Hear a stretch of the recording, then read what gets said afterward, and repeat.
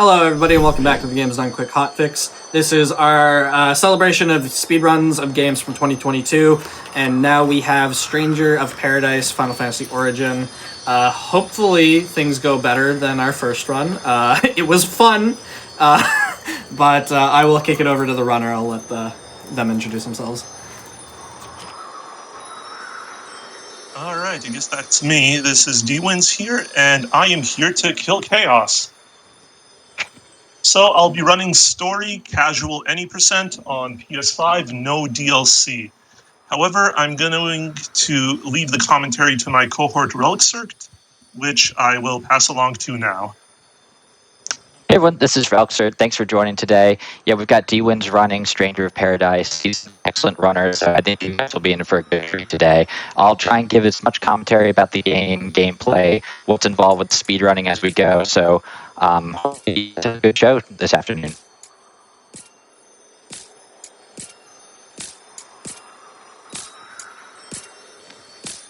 Looks like D-Wins just making sure his settings are all correct.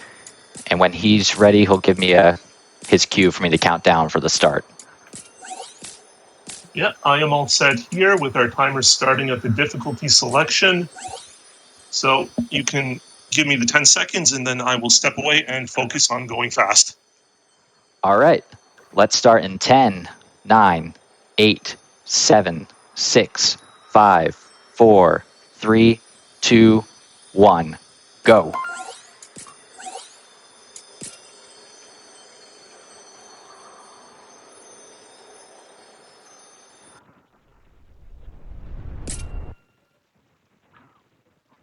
All right, starting up the game here. Just to give everyone a little bit of background, so in this game, you're going to be playing as Jack and learning about the mystery of the Warriors of Light and what's behind the crystals and their power, why their memories are being wiped throughout the game, and what the Lufenians' plan is with this world. So this is not a remaster or remake of the first Final Fantasy, but it actually sets up the plot for the first entry. So you'll see a lot of similar areas and names, but they are nothing alike. And you know, as you play the game, as you progress through the story, you'll see a lot of different areas that you go to are based off of other series in the game. So it's a really good nostalgic trip, you know, if you're familiar with the Final Fantasy series. So you'll be in places that look like Mount Gagazet from Final Fantasy X or the Still Shrine of Miriam from Final Fantasy XII, and get some nice remix of the music. So all around, it's a great little nostalgic trip for people who are really into the series. And right now with this speedrun, we're 2 DLCs into it, with the third one being released this late January. So it's a perfect time for anyone who wants to get involved in the speedrun to catch up with strategies and some of the routes going on. But as you may have just seen, D-Wins just finished killing Tiamat there in the tutorial. So that's a good start there. It's a little bit tricky with some of the changes that they've made in the patches, so glad to see he got through that pretty swiftly.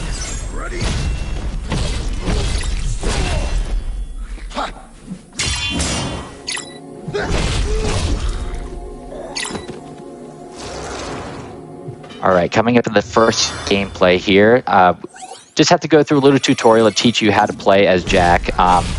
Unfortunately, there's no way to skip this. I would love to be able to skip this in the speedrun since it's kind of repetitive and boring, but unfortunately we have to go through it, so let's just get through it as fast as possible, D-Wins.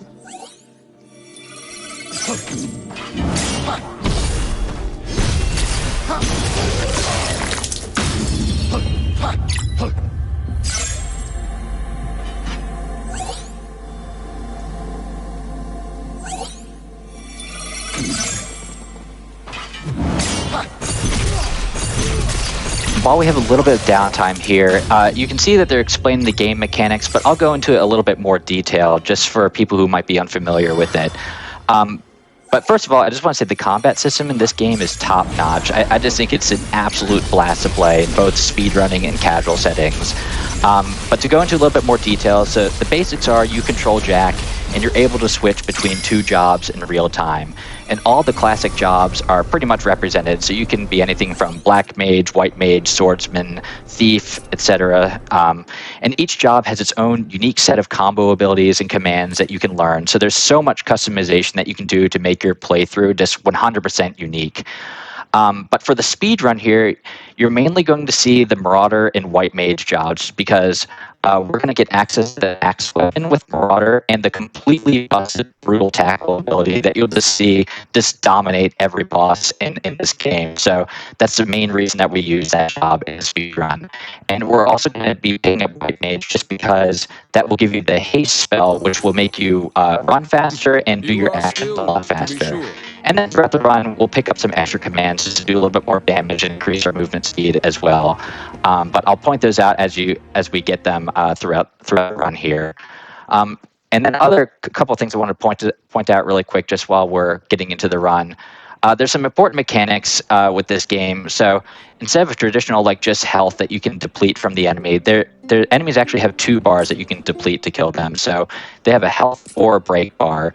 And if you deplete the break bar, Jack can use an ability called Soul Burst to shatter the enemy and regain some of his MP. And MP is what we use to activate all of our combos and spells, so it's a pretty important mechanic. And the other big mechanic in the speedrun is item level. So as you do missions and progress through the story, you'll get gear from drops and opening chests, stuff like that. So you'll get robes, helmets, gloves, swords, all the traditional classic Final Fantasy gear.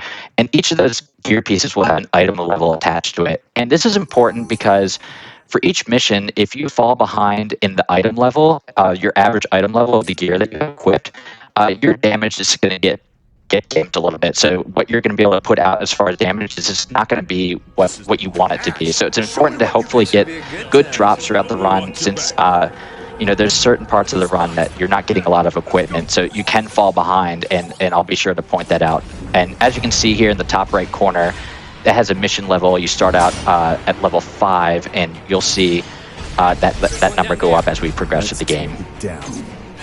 And another important mechanic that you may have just seen there is soul shielding. So if you input this correctly, you can interrupt enemy abilities. You can also steal enemy abilities for your own use. So right there, he just stole a stone throw from one of the goblins and was able to use that to throw at the dark vent there to break that to progress to the next part of the mission here.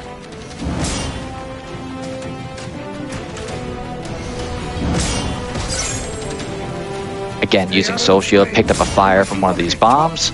We're going to use that later for the first boss in this mission.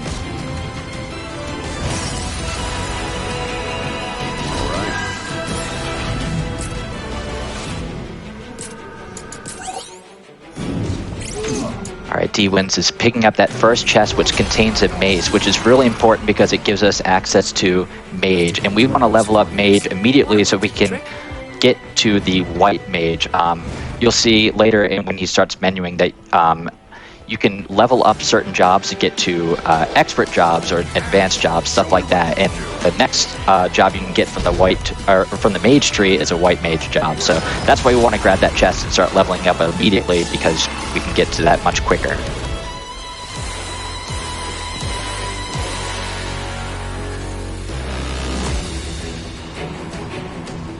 Time for a change. See anything following us? I could keep going.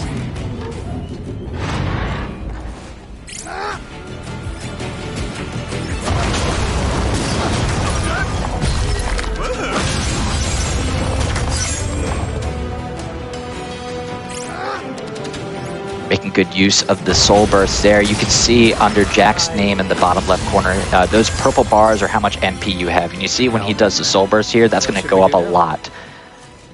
Up to 3 bars there, which is what you use to activate the combos and spells in this game.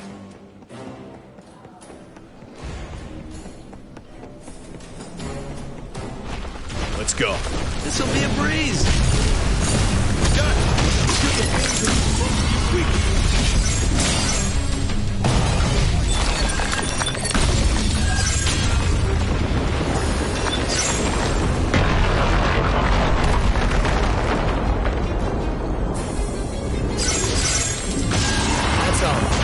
Still a ways to go.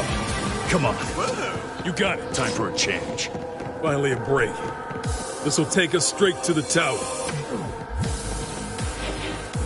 Found a spot to rest. Let's have a look.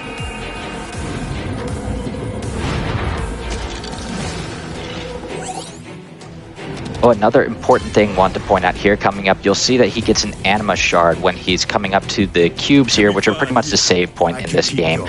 The anima shards are used to level up jobs through See what's inside. not combating enemies. So when you go to the menu, you're able to use these shards to accelerate how quickly you can advance through the job trees, which is really important because you get a limited amount of them throughout the run, and you want to utilize them correctly so you can hit the more powerful abilities and spells that you want early on.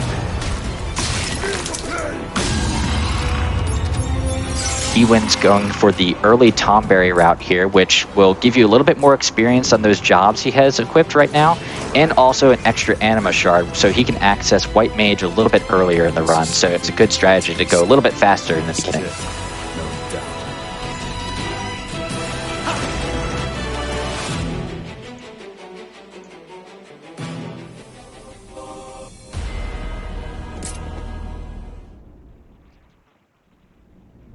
Wasn't much of a fight.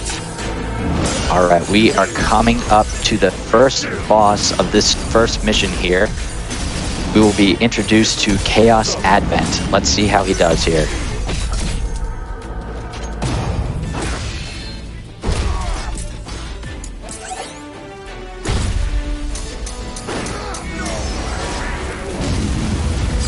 See that? To see that he's doing menus, I assume that was just kind of like a cutscene and you can menu over This is that. what darkness does. Exactly. So there's little breaks in the game, like during these animations when you finish breaking the boss, that you have a little bit of free time that you can change your gear and optimize your equipment. So like he's doing right now, he's changing back to Duelist and putting on some gear because he wants to get the experience on these jobs before the fight actually finishes. So you see he took off that stuff and he'll get the experience here. So he's got the experience ready to go for Mage to get White Mage in just a minute here.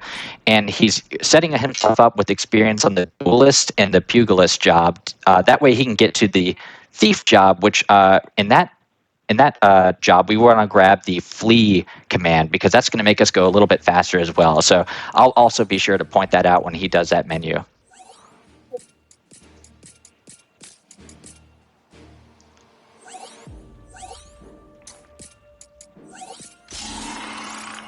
All right, so going to the first menu here, making use of these 2 anima shards is going to go down to the bottom of the mage job tree and unlock the White Mage job.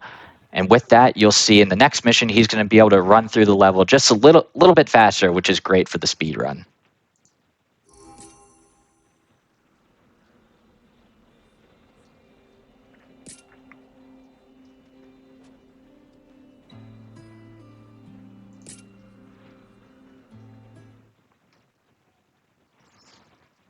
All right, coming up to this portion, there's a little bit of downtime, just kind of doing some cutscene skips for a little bit until we get to the next main mission.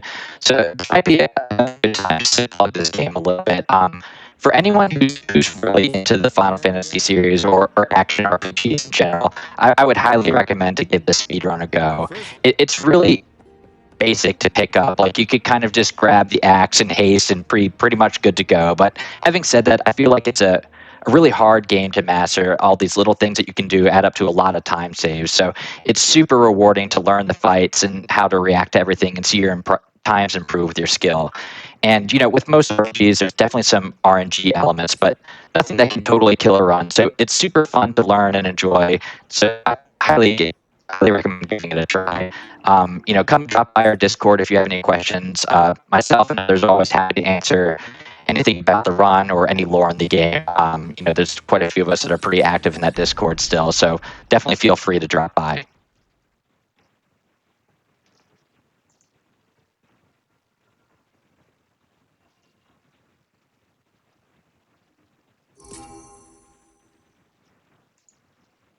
And so there. Everybody in the server is very nice. They are very friendly. They greet you when you come in. So definitely don't be afraid to check that out. Yeah.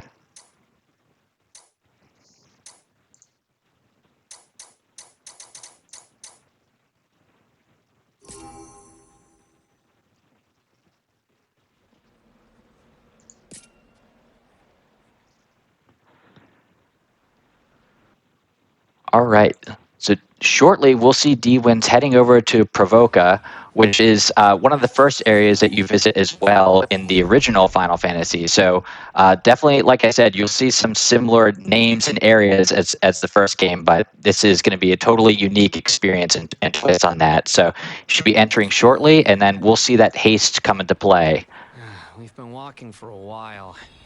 Is this the cave the kid was talking about? I don't see any other caves. Let's head in. Oh, and I totally forgot to mention as I was going through my notes of things to point out. As you can see, Jack does not look quite like Jack anymore. He actually looks like Neon is a character that you unlock after defeating Chaos. And why he made that switch to this character transformation is you can see when he does that soul burst skill I was talking about earlier, it's actually going to do a quicker animation on enemies. So it's just going to save you a little bit of time every time you need to do that throughout the run. And you also see that he no longer has any teammates with him. And the reasoning for that is because it was recently discovered that if you remove your teammates in the game, you actually provide a boost to the Jack character of about like a 25% damage boost just by getting rid of your team. And since they don't really do anything anyways, it's kind of a no-brainer just to take them out once you get to this first area. The only thing they're really good for is in the first area is you can activate this ability called Resonance, which makes your teammates go on full blitz mode and just kind of try and kill everything around them. So it's good for picking up a little bit of experience in the beginning on some of those early job levels, but after that they're kind of useless. So that's why you will see Jack no longer looking like Jack anymore and no more teammates. So, I guess two questions. One, so Jack is still Jack, just looks like a different character? Jack is still Jack, just looks Okay. different. It's just a transmogrification or whatever the word would be, right? Okay, yeah. Second question. I assume that if you're playing casually, the teammates are actually useful, and it's just in the speedrun sense they're not useful? I don't even think casually they're really that useful, other than maybe Okay. being like a meat shield. Got it. There's been some changes in the new DLC, I think, to try and make them a little bit more important, but most of the times I've felt like I'd rather just have the damage boost in all cases. They could take away some aggro for you, maybe if you're struggling on like a harder difficulty or something like that, but especially for this speedrun, you don't want your teammates at all. I thought this world was Okay. all doom and gloom. Take a good look, because we're headed right back into the thick of it. And looking through chat here, yeah, I also wanted to point out that you can now play as Astos as well, which is one of the main characters from the original game as well. And he plays a very, very unique role in this game. You'll find out if you give the casual playthrough a check that out. So pretty cool to be able to play as him. So close yet so far. And you keep riding bullets to cross.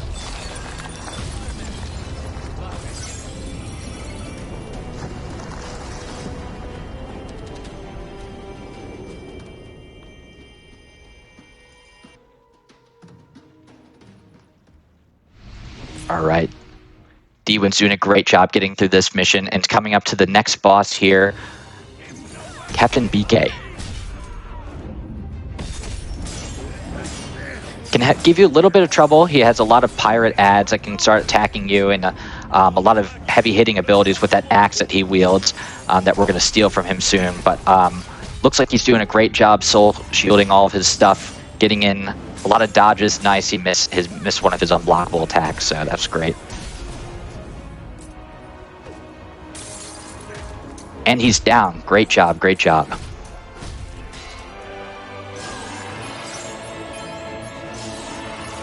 Again, making good use of that downtime with the boss death animation, taking up some time where you have some free time to do whatever you want, so making sure his menus and gear is set up for the next level.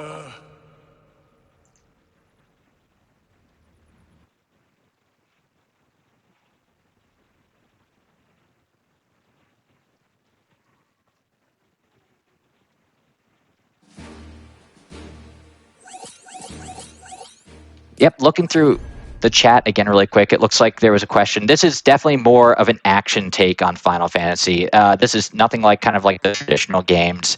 It's got a really fun combat system. I would definitely give it a try if you haven't. I know there were chaos memes about when the trailer first came out, but I gotta say it's been one of my favorite games of all time. Definitely the best game of the year, I would say.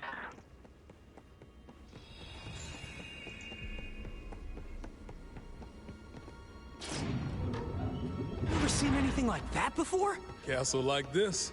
I bet that's not even the centerpiece. Are those people? Where there's a lock, there's a key.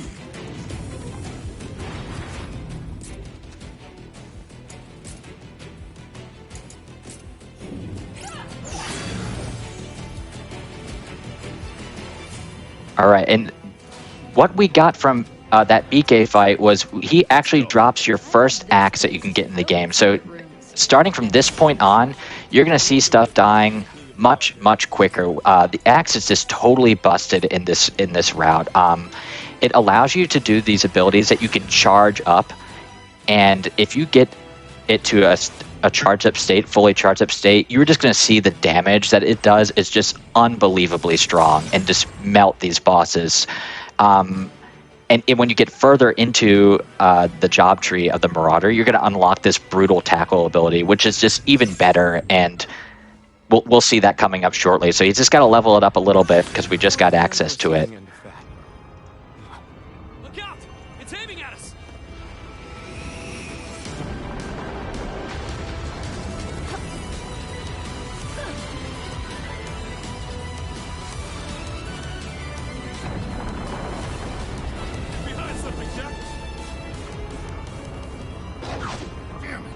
Oh no, I've got the robot voice again. Hopefully I can get rid of the robot voice as we get longer into this run. Time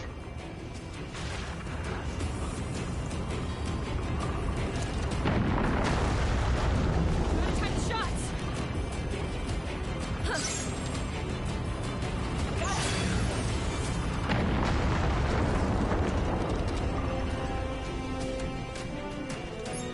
D-Win's making good of the limited MP that you have in this mission as well. You can see he only has 2 bars. You have to make sure that you're hitting haste at the appropriate times, because that takes 1 bar to cast that.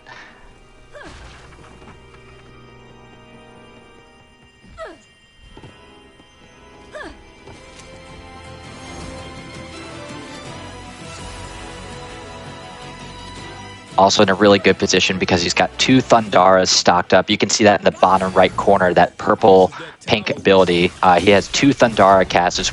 That's what you get for stealing with the Soul Shield ability from enemies. So you can stock some of their abilities to use against enemies. And they're great to have because they're really quick to cast, and they do a pretty good amount of the break damage, which I was talking about before with the enemies in this game. You can do health damage or break damage. So the instant abilities that you can steal with the Soul Shield are really good for that. Coming up to the elevator here, you can see he's going to take a little bit of time to do some menuing, change his gear to set himself up for the correct experience that he wants to gain. And in this room, you're just going to have to wait for the next elevator ride, and it's a good place to just kill as much as you can. And you can see this axe is going to come in and just kind of obliterate everything in this room and getting a lot of experience here, which is great. Once we get that Marauder job up to level 9, we're going to unlock that brutal tackle ability, which I had talked about before. You think he might be the one? We need to make sure. Why not throw him at a badass monster? And I'd settle it quick.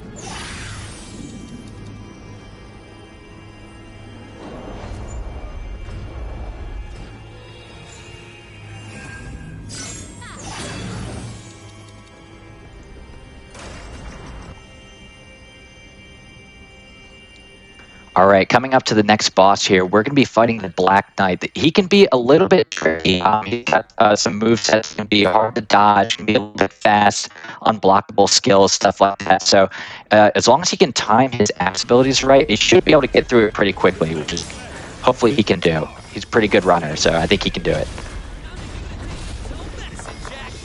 All right, going to get that fully charged Sundering Blow off, and then another one.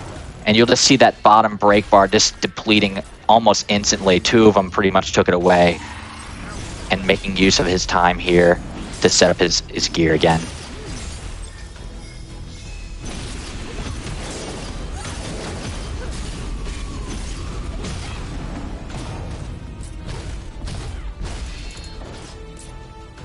All right.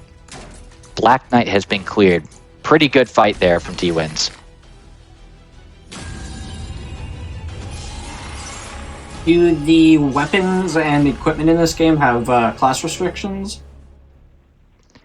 Yes, so some of the jobs you can only use certain weapons. So for a lot of the basic ones, you're only able to use like one type of weapon. So like the duelist job, you're only allowed to use daggers, or the marauder job, you're only allowed to use axes. But as you level up to some of the more advanced and expert jobs, you'll be able to use a mix of certain things. One of the more advanced job can be like a dark knight, and you can use great swords on that one, fists, a whole variety of different weapons, and each of the jobs too.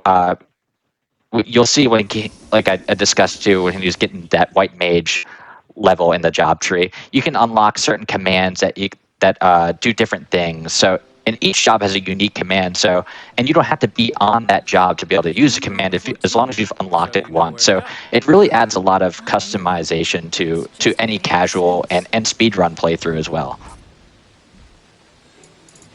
What's that shining?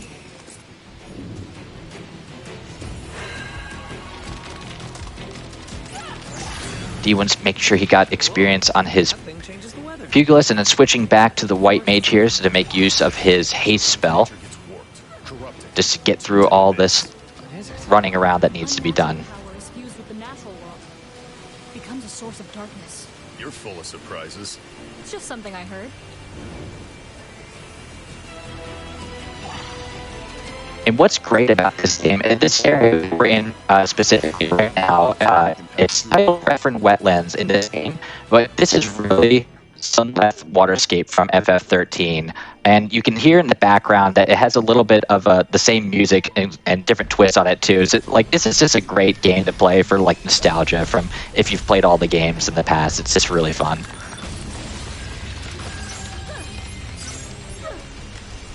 Ways open. Here we go.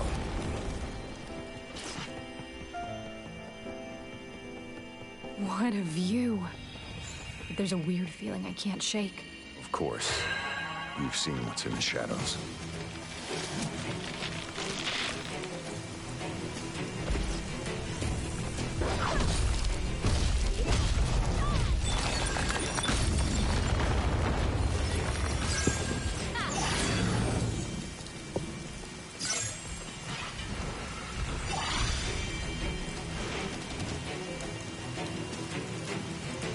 All right, we can see that Marauder job is at level 7 now, so we are getting very close to unlocking Brutal Tackle, and you will see bosses get killed even quicker than last time with the Black Knight once we unlock that ability.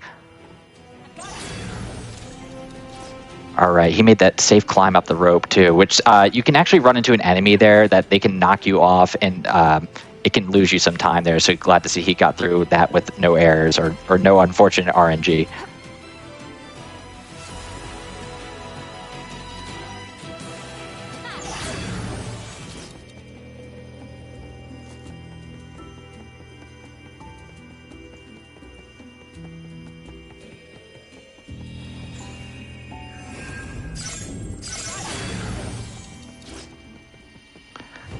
Going to stop at the cubes here because you see he ran out of MP to keep casting haste, so we want to stop there just for a second so we can keep casting it to keep the speed going up. I bet.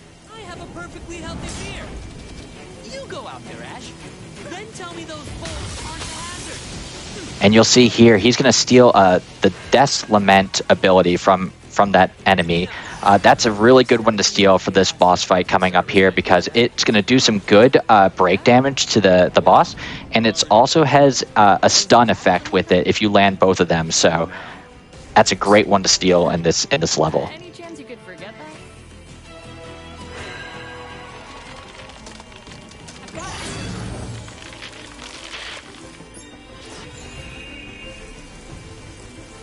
Watch your step, Jack.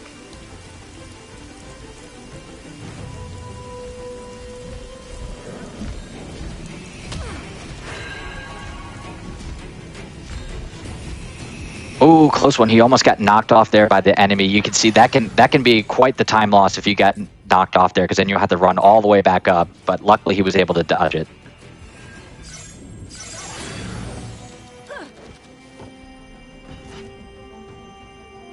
All right, and we were going to enter into our next boss fight here, Elemental Fusion.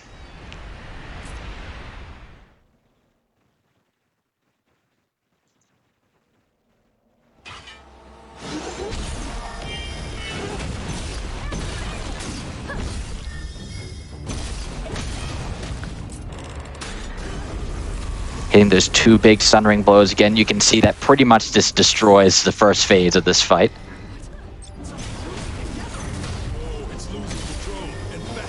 And doing some menuing again just to make sure that he's set up for the experience that he wants on these jobs. Took a little bit of damage there, had the potion, but he got through it. All right, see, two Sunring blows, and that's just it. And we've got Marauder at level 9, and we've got our Duelists and Pugilists at levels to where they want to be. And we'll see shortly in this next mission that he's going to enter. It's going to be a pretty big menu. We're going to grab that Brutal Tackle ability from the Marauder job tree. And then we're going to go through the Duelist and Pugilist trees a little bit to get to an advanced job called the Thief. And in that Thief tree, we're going to grab the Flee command, which is going to make us go even faster throughout these all these missions that we have to get through. Since a lot of this is just kind of getting through the level as quick as possible to get to the boss and fight them. So this is going to help you get through these worlds much, much quicker by getting that ability.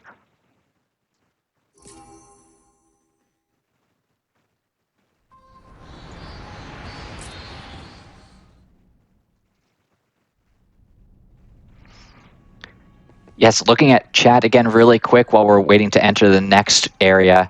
There's the final DLC is coming out in January, which is just going to be a really good time to get into the run and really fun to kind of get into all the different routing that's going to need to be happen. With all these DLCs, they change up the damage calculations and make some buffs and nerfs to certain classes, stuff like that. So it changes up some of the speedrunning route every time. We have to figure it out as a community, what's working, what's the best way to handle things, stuff like that. So it's a great time to come in because it'll be the final one, so we can kind of think we might be able to solidify a run, and it's going to change things up a little bit.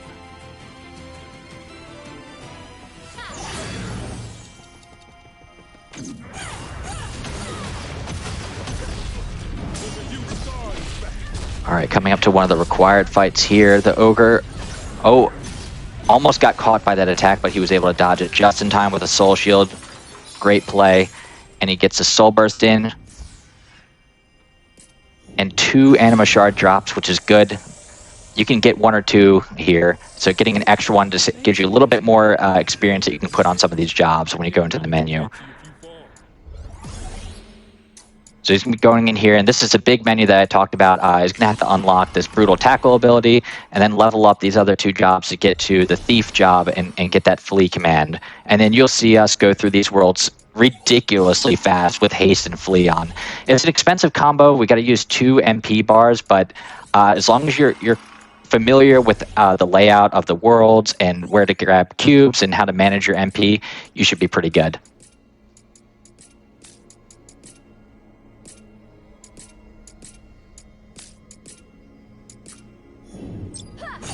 He also grabbed the Reinforce command, which is great for using when you're using charged abilities. And here, I just want to, you can see Haste and Flee are on right now, and he's just moving so fast compared to a normal no buff Jack. It's insane. It just makes you go through these levels so much quicker.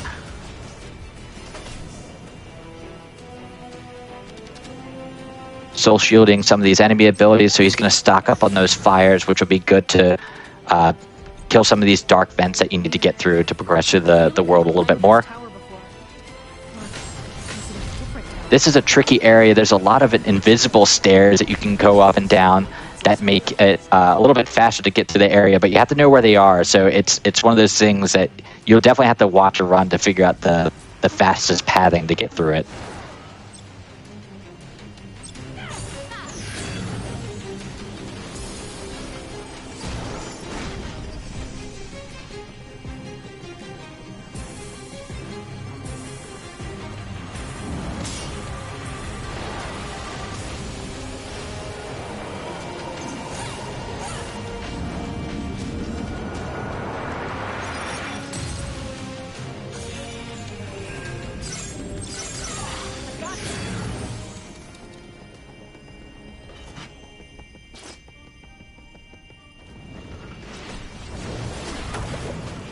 Stopping at that cube again just for a second to get his MP back so he can haste flee just to get through this last area a little bit quicker.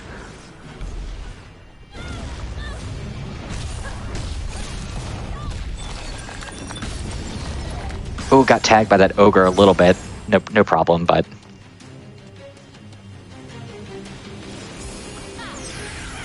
Alright, and then we are going to be coming up to the boss in this mission here, Chimera.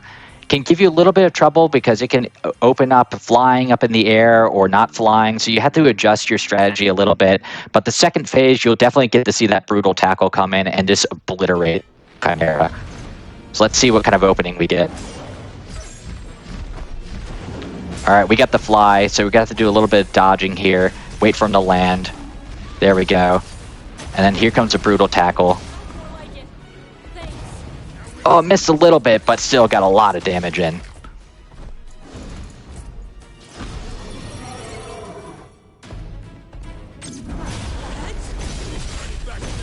Let's finish this.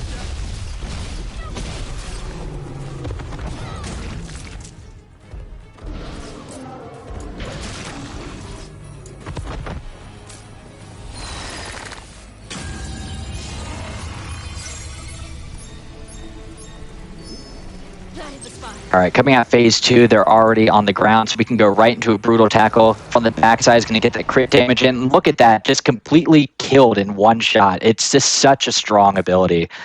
There's just, I've tried so many different things. I've spent countless hours trying to figure out something that might be just as good as brutal tackle, and I can't find anything. It's just so good.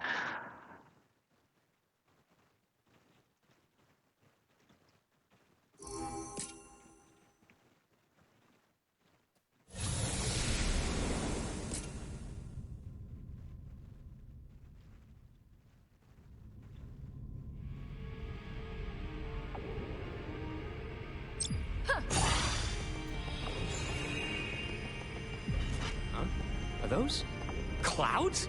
How high up are we? Calm down, we're okay. Or else why would that thing send us here? The crystal is just up these stairs. I think.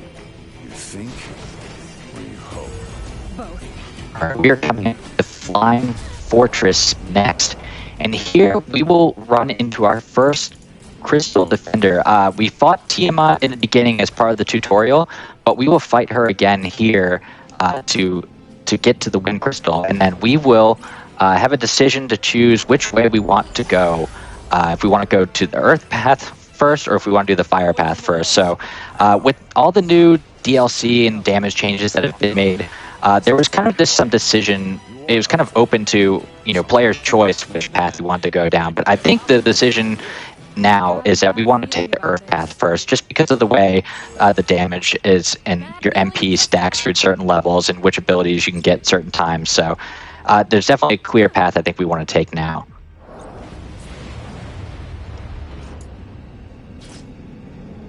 Also another tricky world, just figuring out the puzzles here, which things to unlock, so you can do things a little bit faster.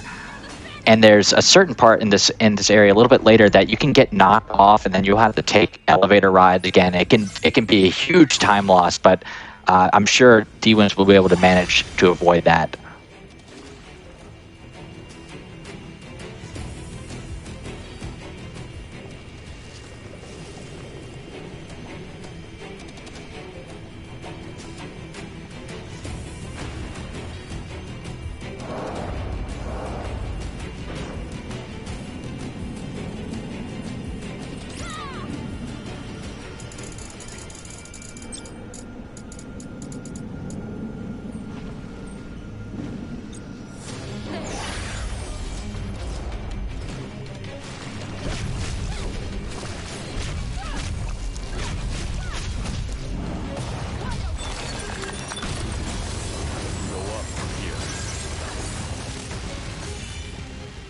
All right, we've got some downtime in the elevator here. Not much to do at this point. If he was on Mage, you could sit here and try and cast an ability, and you kind of up your MP a little bit to regain some.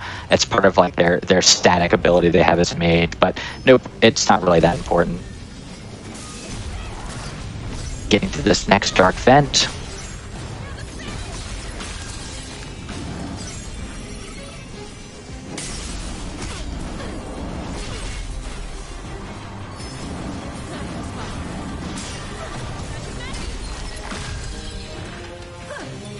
All right, and another area here, just waiting for the elevator, so it's a good time to grind some experience by killing the stuff here.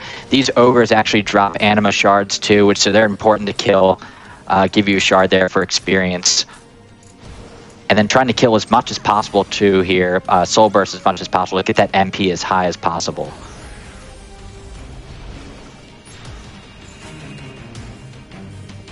All right, got in there, and then he's going to get in the elevator really quick before anyone else gets in his way. Screw this up and there'll be hell to pay.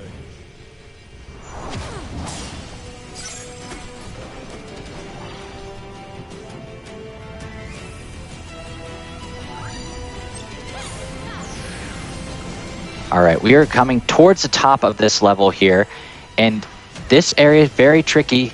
There's a lot of enemies, and there's no siding here, so you can definitely fall off. One of the tricky parts right here is this elemental can knock you off, and then coming back, you might get knocked off by some of these soldiers that are around the area too.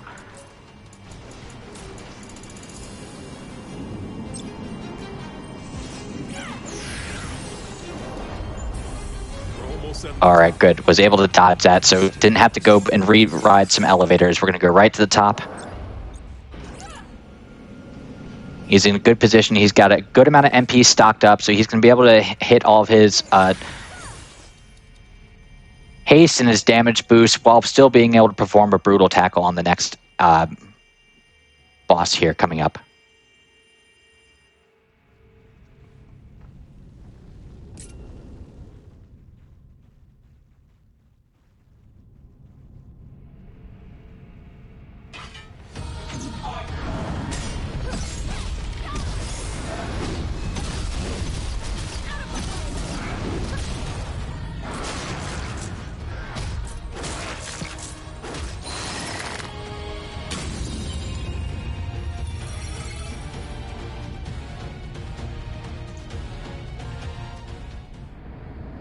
Hey, what? Look.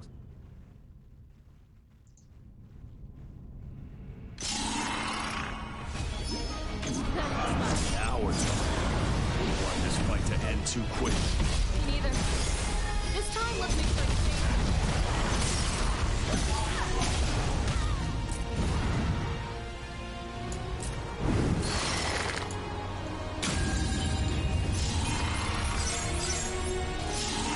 It looks like my commentary is off. Let me look into that. Make sure I'm gonna get caught up. Let me see.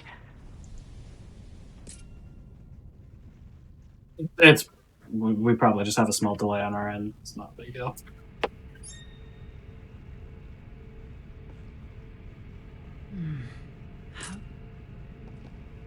It seems. All right, I'm gonna go off what I'm seeing. So right now he's talking to the latest character that you unlock, Sophia, and then you're gonna have the decision here to go Earth or Fire Path, and he chose Earth Path. So we're gonna go to Hallowed Massive next. In Hallowed Massive, this is a great level. Definitely, it's gonna look familiar to FF10 players. This is gonna be Mount Gagazet reinterpreted in this game. So really cool level. I hear ya. Just the thought of climbing this thing makes me tired. What's up? Just got a feeling, but I can't find the words for it. I got it. Loss. Oh, it's so cold. We are quite high up after all. Perhaps we may even have the chance to track the blizzard. And you'll see when you get the new character in your party that they automatically join. So D-Wins will take the opportunity at the next time he does a menu to remove her from the party, because right now he doesn't have that damage boost that we discussed earlier when you removed the team from your party. So definitely want to get rid of her as soon as possible, because she doesn't really contribute anything in this speedrun. Be careful. Let's be quick.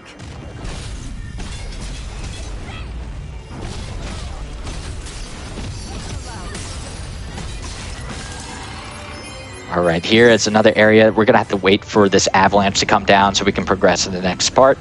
So a good place to grind a little bit of experience killing that ogre there, and just getting. There we go. Great, got through, no damage, perfect. They're sleeping. Their dreams are at least. And this is why we go the Earth Pass first too. I just want to point this out. If you see and Jack's Stable. icon at the bottom left, his MP bars are so high in this world because of all the soul bursts that you get to perform. So you don't really need any of the abilities that we're going to grab yet to one-shot the bosses with brutal tackle. So the MP will just carry you through this. Shall we take a break? You've got my vote. Be vigilant.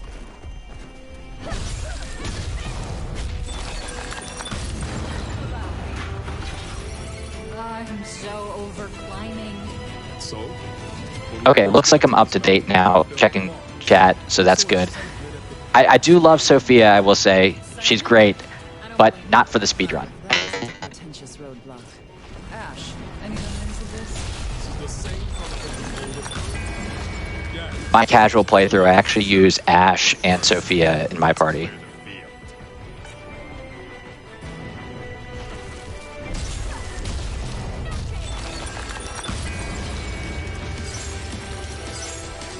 We're safe for now.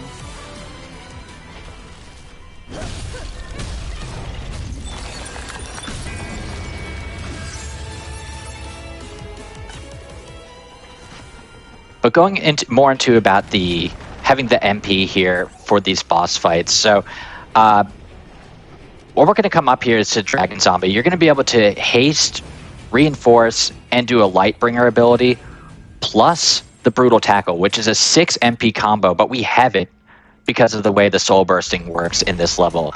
And right now we don't really have any damage boosting abilities besides Lightbringer. Oh, doing another minute. He's going for a Berserker here. All right, Berserker is just an advanced Marauder, basically. And in that tree, you're going to be able to unlock a node that's going to empower your Brutal Tackle a little bit, so that he's going to go for that later in the run.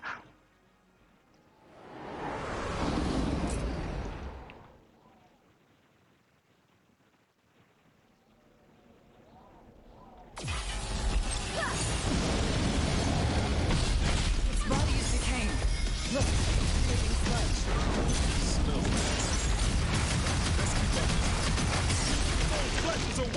All right, was able to dodge it before he got hit by the bash, and got a clean phase 1 on Dragon Zombie. We're running out of room to maneuver. There must be a way to get rid of it. Setting himself up with an accessory here. Not too important, but you can get a little bit of extra stats on it, which is just nice to kind of min-max your damage in this run. Ooh, we got pushed back by that ability, so he didn't get the full Brutal Tackle off, so we'll have to finish it off with a ground pound here, but not that big of a deal.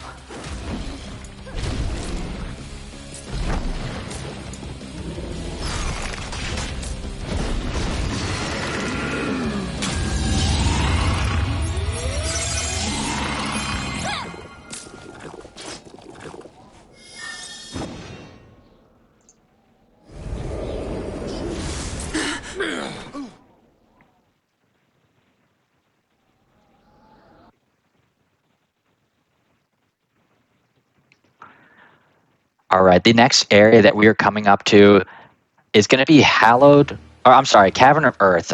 In Cavern of Earth, we are going to meet Lick, and he will be defending the Earth Crystal.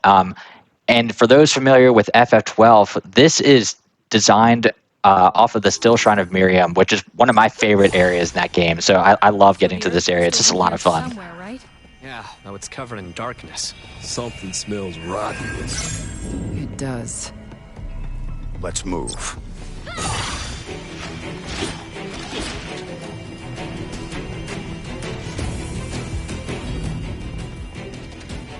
It's insane. So right now, it looks like D-Win's just utilizing Flea. He took off White Mage for right now because he was getting some of the experience on Mage, because we want to level that up to Black Mage eventually. In the Black Mage tree, we're going to unlock the Seal of Blood command, which costs 1 MP, but it's going to empower your next damaging ability by about 65%. So when we get to the later part of the run, Brutal Tackle is just not enough on its own. It's still really good, but when you empower it with that, it's just going to absolutely decimate the later bosses as well. So really important to get the experience on your Mage throughout this run as well. Oh, accidentally cast Dia there instead of Haste, so had to go back to the cube really quick. Any ideas, Jack?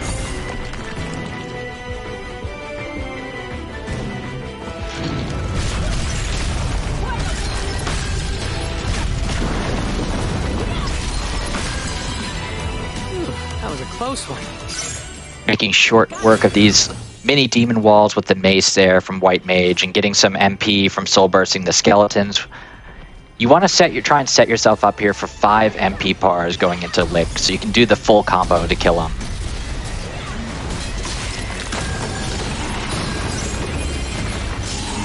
Really clean kill on the Griffin there. You're going to get that key to unlock the next door to get to this next area. This dark crystal. And get the Flea Haste train going again. Super fast throughout this mission. Tell you, but there's no way for us to know for sure. Astros might know something. Point. Let's ask him next time. You remember anything about that place, Ash? Little. It's where I got the crystal from Jack. Ah, right. Makes sense. Reminisce about the past when you're old and gray. Now we got a job to do.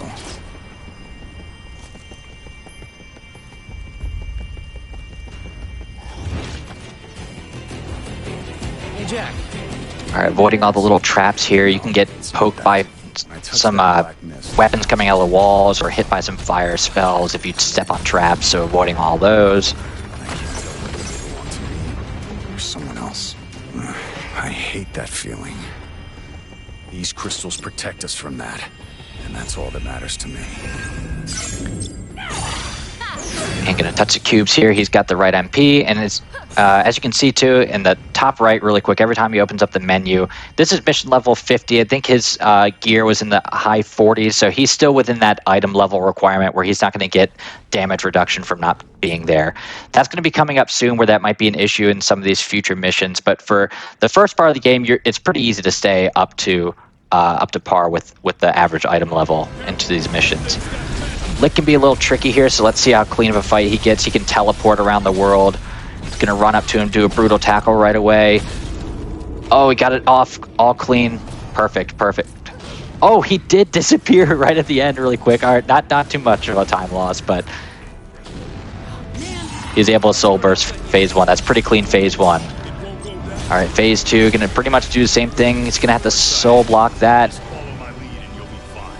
And then here's where he can kind of go nuts. Yeah, this is a bad thing about brutal tackle. If you're not lined up sometimes, it's gonna whiff big time. He's still got the last hit on it, but he's kind of sitting there, all the critical damage. Nice. That's not too bad. I've had phase 2s go much worse than that. So that's a good recovery there from D-Wins.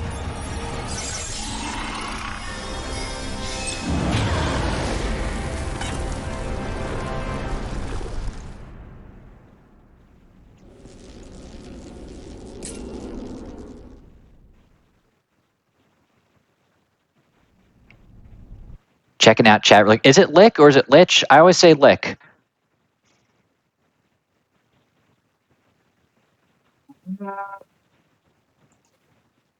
I mean, it could be either. I primarily hear Lich, but I'm not a Final Fantasy lore expert here. Well, that's the last time I'll mention it, so I won't mess it up anymore.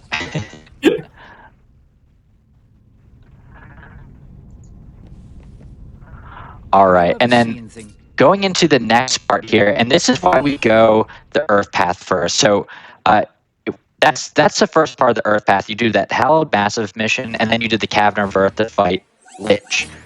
And once you beat Lich, then you do the other path.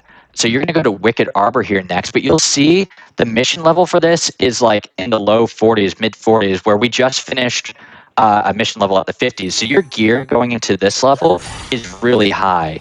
And it's important because in this level, you do not get that MP up as high as you want it to for the first boss. There's not really anything to soul burst in here or anything to kill, so you're not going to have like that massive 5-6 MP stack to combo all your damage stuff up to kill the boss really quick.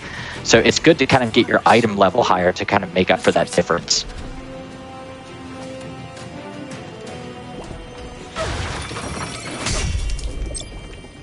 That thing's huge. Must be a good sword. Let's cut through. Look at that.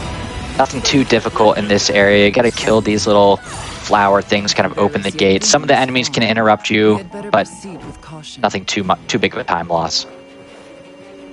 Been clean so far. This little bomb here, you want to steal this fire, very good. That fire is good chip damage on the boss here. It's weak to fires. It's going to help you get in a little bit more damage, like I said, because your MP is a little bit low here. Or you can use it to one-shot those flowers to kind of open the gate, which is a pretty quick utilization of it as well. I don't remember being offered a reward. Of course you were. You just forgot. Of course, Sarah. Wicked Arbor is a nod to Evil Forest in Final Fantasy IX. And we fight something similar to a plant brain, but not entirely the same. Sure is humid in here. Must be all this ivy. Can't choose. Me either. On one hand, you'd get the crown. It ain't like. At least you'd be rich. All right, that's enough childish daydreams out of you two. Yeah, grow up.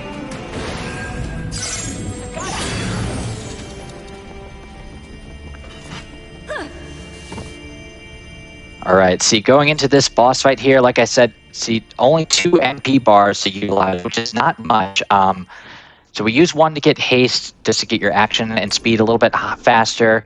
But really going to have to make sure we dodge all these attacks. We're going to be fighting a great Marlboro here.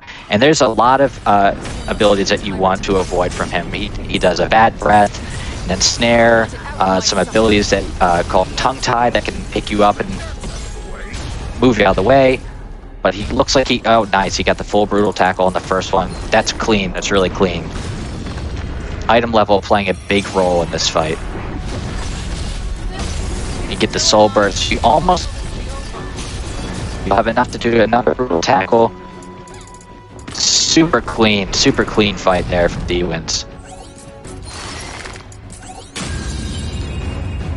A lot of these bosses too have weak points. As you can see, like some of the tentacles on the side, if you hit them, it kind of stuns the boss and makes the fight a little bit better. So they have great utilization of that.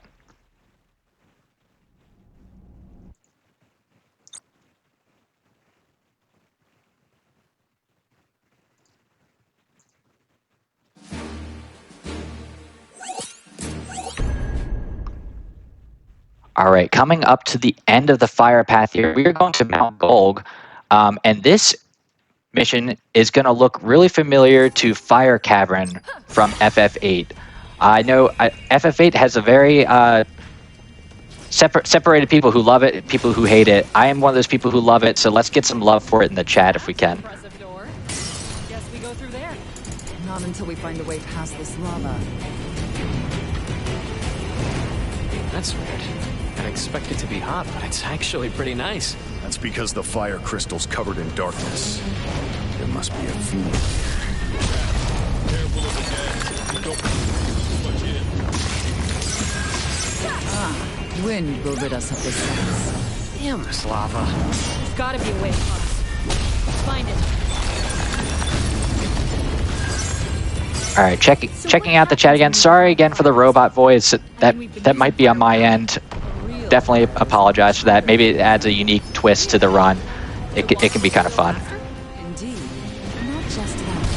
Hotter fire gives off more energy. It's the cornerstone of power. But part of the speed run here is you see D-Wins, he's just going to be running through the fire. In the casual playthrough, I didn't even realize you could do that. You can, you have to actually go through and like figure out like the puzzle to kind of unlock and freeze the fire so you don't injure yourself to try and get in through it. But with Flee and Haste on, you can just run through it so quickly that you barely take any damage. Like you see here in this final part, I mean, he took maybe 20-30% of his health, but with the potions that you have stocked up and then the amount of cubes that you're going to hit on the way, it doesn't really matter. It's just so much faster just to run right through it. Make sure you're ready.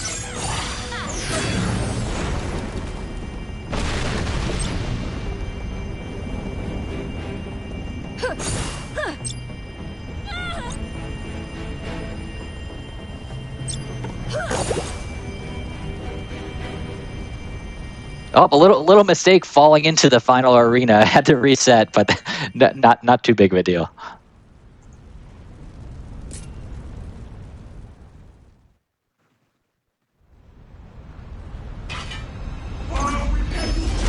All right, another fight that can be kind of tricky. She can be really fast and make you whiff that brutal tackle, or hit you with a stone gaze. You're petrified.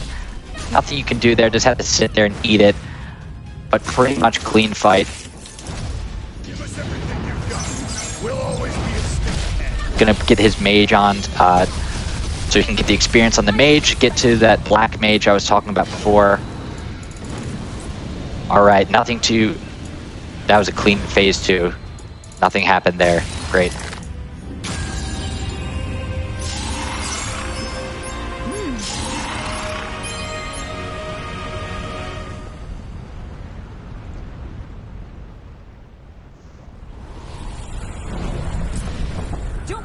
All right, and the next area that we're going to be going into is Ruins of Machina.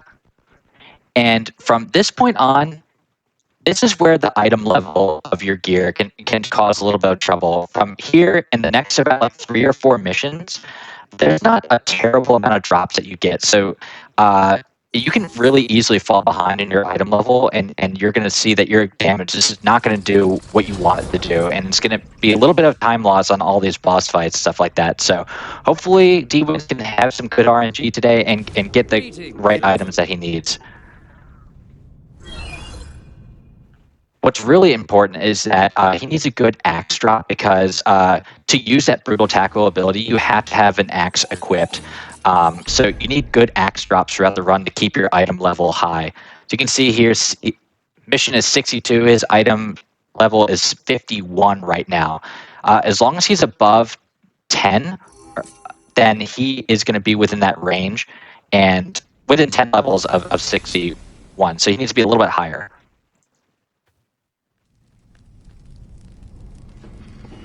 That looks pretty old. I wonder, does it work?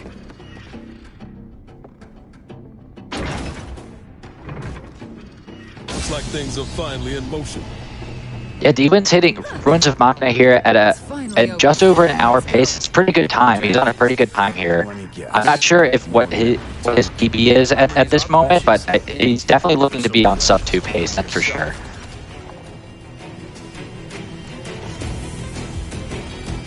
So the place we came from is different from this one. We came to this world to strike down chaos and become warriors of light. You don't need to say everything you think, you know. Right, let's get back up. No way.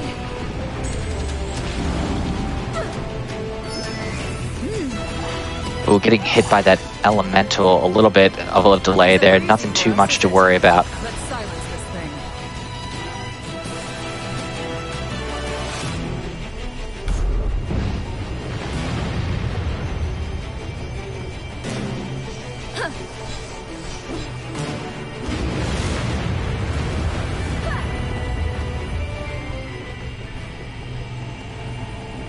This is kind of just another area. Like I said, you're not going to be killing a lot and getting too much drops.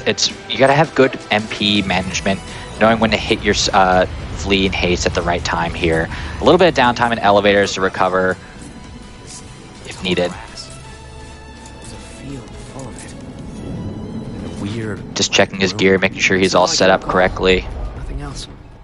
Not even the town or my house. So I want to go home.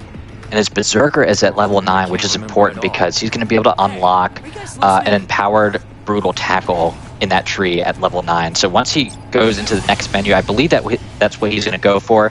That and the Seal of Blood command from Black Mage.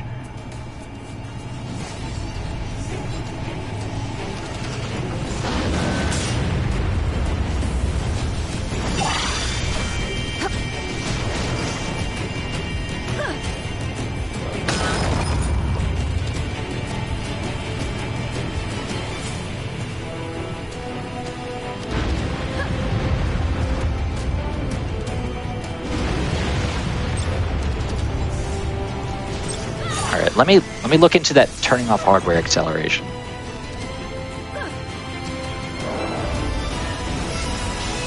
Why are you so afraid of the past, Jack? Not afraid. The things we see on this journey, they're stirring up our memories. Everyone's memories. There's a reason we forgot. must also be a reason we're remembering, right? Like I care.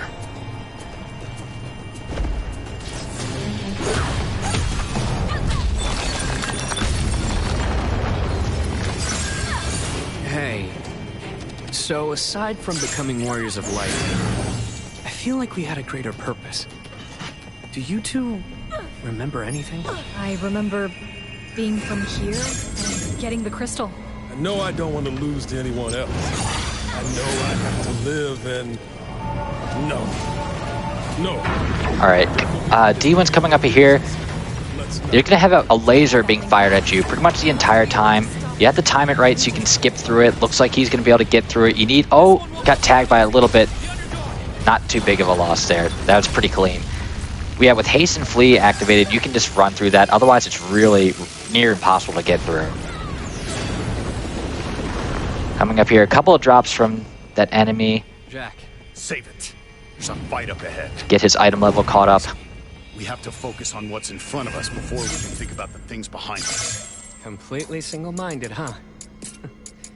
All right, and then this is going to be the other big menu. So he's going to go to Mage, spend some shards here to unlock the Black Mage.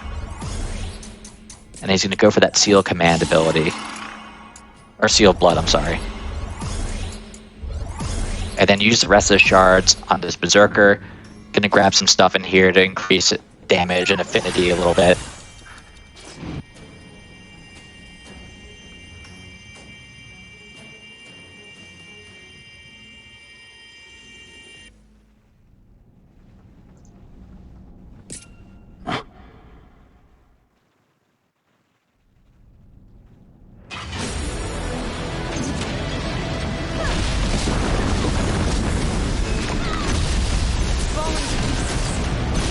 Alright, just running right into his face. Gonna go with a Brutal Tackle. Just big damage. Item level is a little bit low, so he didn't get the full one-shot kill there. I think it might need someone to calm it down. Right. Then let's get to it. You'll see here, he just activated Seal of Blood, so you'll watch that go down so much faster now. Look at that. Didn't even finish the full combo and just killed him.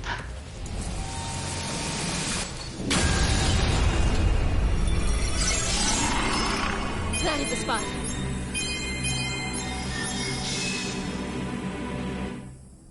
All right. Nice work. With Crayclaw down, we are going into Sunken Shrine next, where we will be fighting Kraken.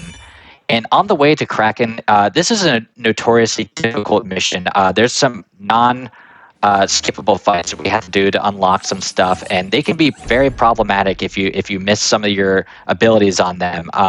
And some of them can actually kill you or silence you, so you can't do stuff. So we'll see that happen. We'll see these enemies as we get into this mission.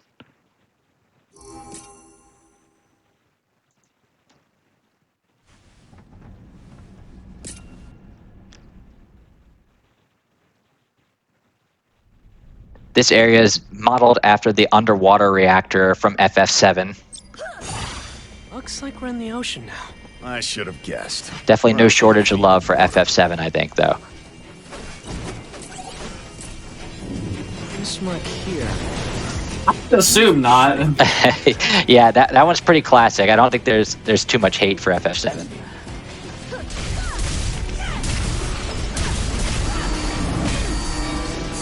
Until now. Is it because we destroyed that generator earlier?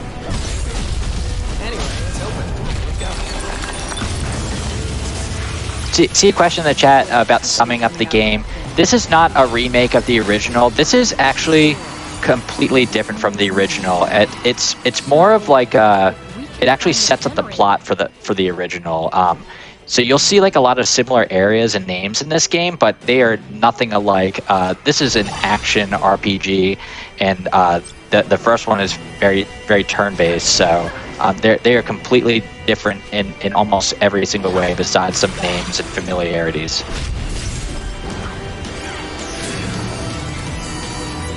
There's a dark aura in the air. We're closing in on the water. All right, Crystal. coming up to one of our Let's keep unskippable going. fights that we have to do here. I'll probably butcher this name as well. I don't pronounce these out loud a lot. But we're going to come up to the Prince Sahagan. Got no interest in her as a person. And he can be very problematic. He has this move that makes him dash a Frenzied Scratch right here. Yep, you're going to have to block all those or just eat that damage. Going to get the Brutal Tackle off and the Soul Burst right there. Even if you were not, Very clean, very I clean. expect they'd give you work that requires a less delicate touch. And he did pick up the key, which I've had many runs where I've forgotten to pick up the key and have to run back and get it. So glad to see he got that. Little skip here by dropping down. You don't have to take the ladder. You can just jump off the edge. And the sea will be itself again. Be itself? I admit I'm unclear on the details. And then coming up to our next unskippable fight, we're going to have a regular Marlboro. HP's super low, though. I hope he potions before. Okay, good, good. He's waiting here. Ooh, very bad opening. He wants him to come close to the edge. Oh, he got hit by the bad breath. That means he's silenced. He can't do anything. He's trying to get him near these canisters to the left here. If you burst that, he's going to take some of that damage you see, and that break bar almost gets depleted. But instead he opened up with a bad breath, which is just really unfortunate. Oh, and then he got hit with that right before the ability could go off again. Oh, this is just unfortunate. This is what I'm talking about. This fight can be so bad. But, oh, wow, he just barely survives. What a great recovery from D-Wins there. That fight is brutal and can be run killing.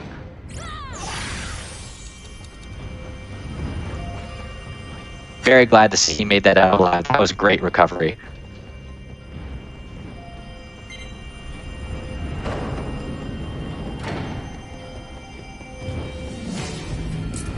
I failed to see what his drops were from that. I think his item level is a little bit low,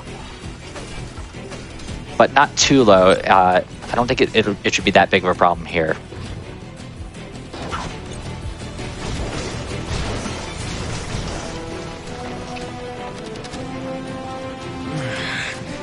There's that sinking feeling again. Which can only mean...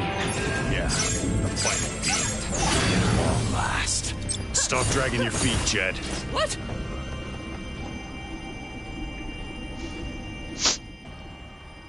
All right, going into this Kraken fight. So this is one of these fights that you really have to know the enemy abilities and how to react to them. Most of the time, he's going to open up with this rush ability, and he's going to go towards the end of the arena here.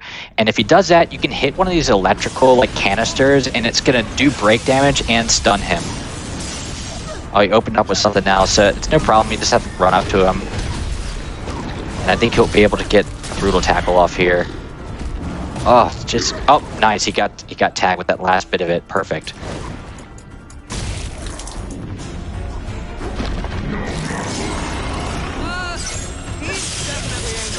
And then phase 2 here, you can let him jump into the water. He's watching our every move.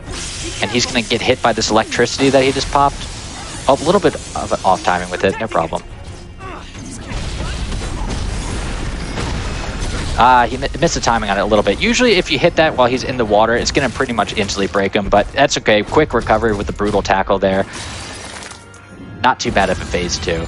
But yeah, this Sunken Shrine, I mean, it is notoriously tough with all those enemies. As you can see, that Marlboro was super close, almost died there. But his item level is really good at this point, so I've been, sub 20 levels going into the next mission before, and it's not fun. So I think he's in a good spot.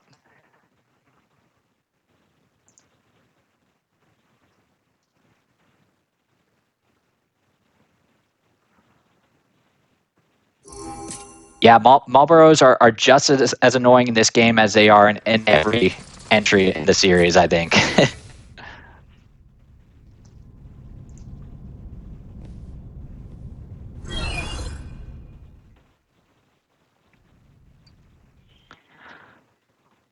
Little bit of cutscene skipping here, but not too much.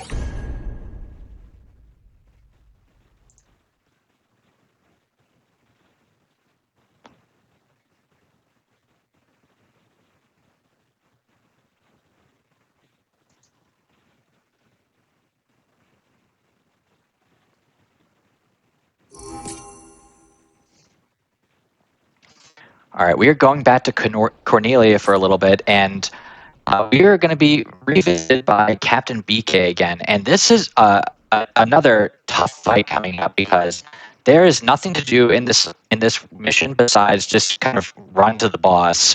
And you're not going to have a lot of MP at all to kind of buff yourself up and just kind of lay that big brutal tackle on him. So you're going to have to be very careful with avoiding his attacks, make sure you're set up to get this fight over with as quick as possible.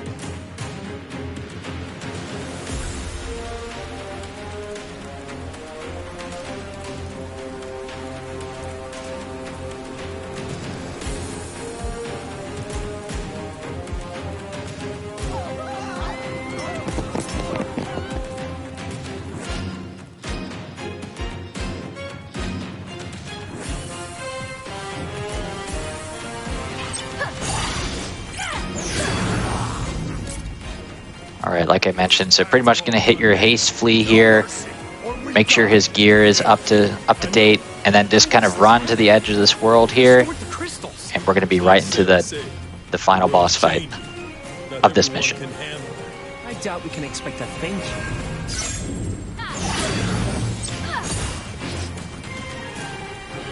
All right. So another tough one, what you're going to want to utilize here is your soul shield.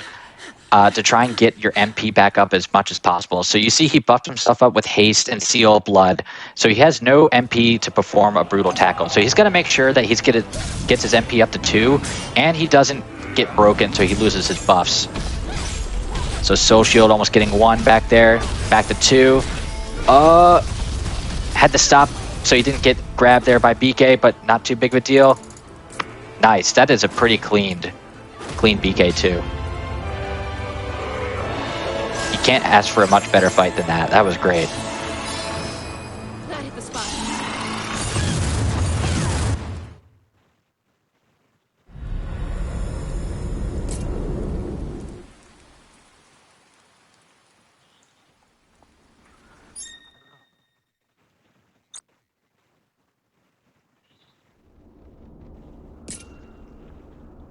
All right, and then going into this next area, Ancient's Tower. This is another brutal mission because there's not much to do other than run around it really quick and figure out the puzzle to kind of get to the top. And once you get there, you're, again, going to be really low on MP. So you don't have the MP to kind of buff yourself up like crazy again to kind of land that big brutal tackle. And so you're going to have to be really careful with how you fight the boss. And another thing, too, is, which luckily hasn't happened for D-Wins, is his item level has been pretty good. So, like as you saw in that last mission, you pretty much get no drops at all. So this is where you can fall really far behind. Well, we're here, and we have a job to do. It's an 88 mission, and I think he's mid-high 60s. Didn't catch that. There's a few things you can get in here to kind of help with that, but I think most of the time you're going to be below your item level here, and it's just not fun to deal with. Room looks the same to me. Easy to get lost. Not if you pay attention. There are differences.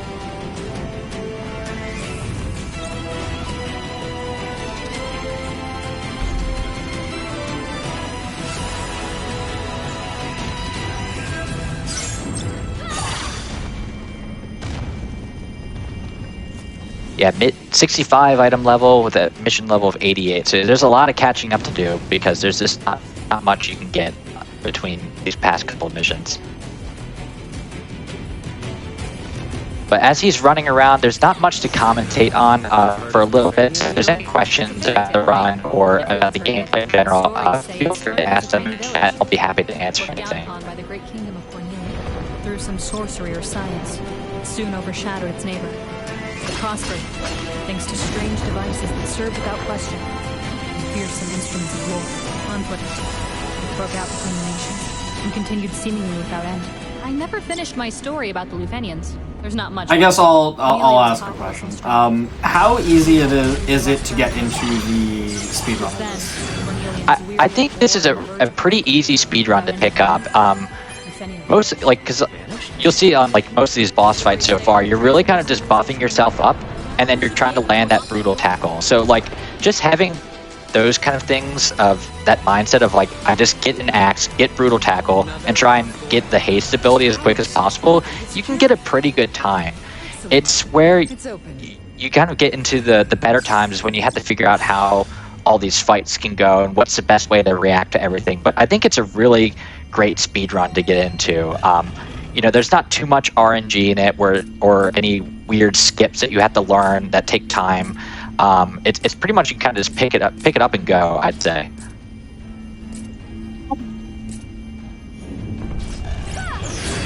What is this? Some sort of crystal?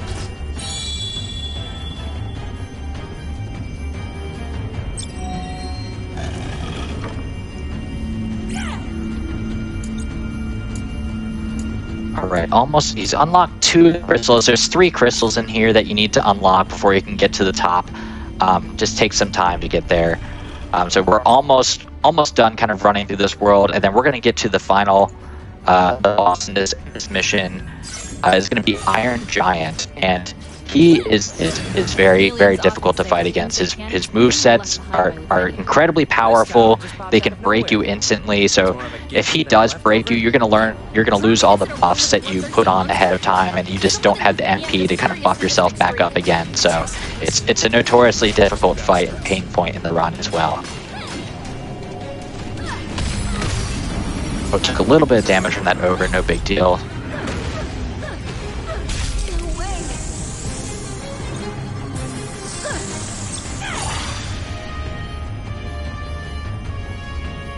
Second crystal activated. Aren't we done yet? Another key. Let this be the final one, please.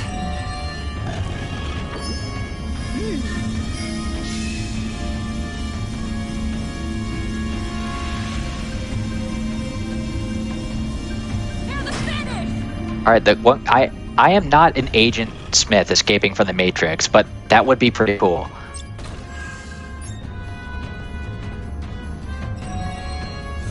Feels as if there's a locked door around every I thought I had it fixed, so again, apologies about the robot voice.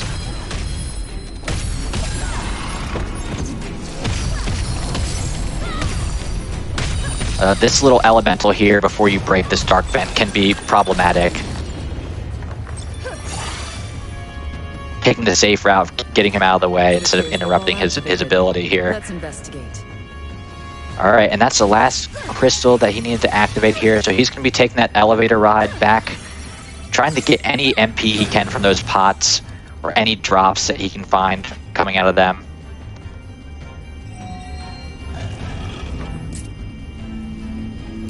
As you can see, barely above 2 MP bars. Item level at 74, I think I saw, so he's going to be under. That's pretty common at this stage of the game.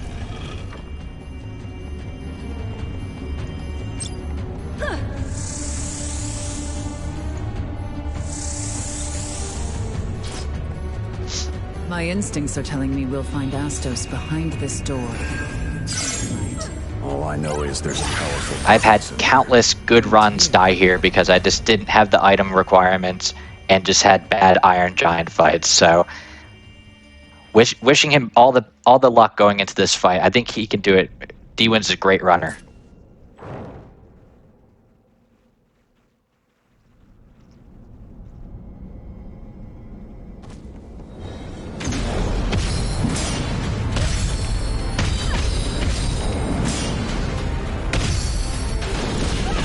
Alright, opening up with these big attacks. They do give a lot of MP back, though. Great, was able to land a full brutal tackle without him going all over the map. This is a oh, got debuffed right at the end there, so he got broken, so he lost his haste. Not too big of a deal. Oh, needs a potion. There we go. Alright, that wasn't too bad of a phase 1, that was pretty good. All right, phase 2 can be really tricky too with him going over the map and a lot of damaging abilities here. Get a little bit of MP recovery from that soul burst in phase 1, but he has to buff himself back up. Got haste on.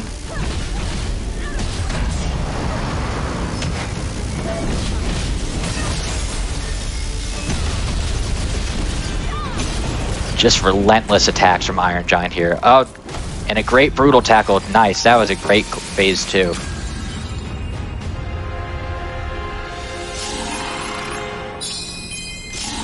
All right, so going into this next area, there's many drops that we can get. So we're going to catch up on the item level really quickly, so things will start to get a little bit more fair for us instead of being behind.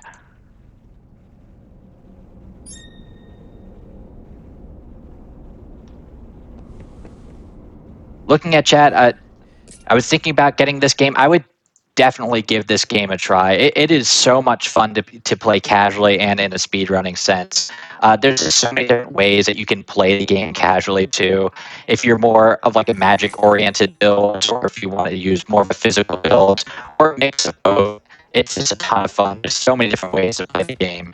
And the difficulty is actually can be quite challenging. I died many times during my first casual playthrough, and it's just so much fun. I would definitely give it a try.